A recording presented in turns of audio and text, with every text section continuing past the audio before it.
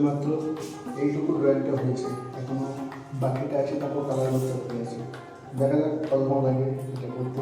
দেখতে খুবই সিম্পল মনে হচ্ছে, কিন্তু এতটাও সিম্পল নয়। নাম বলো না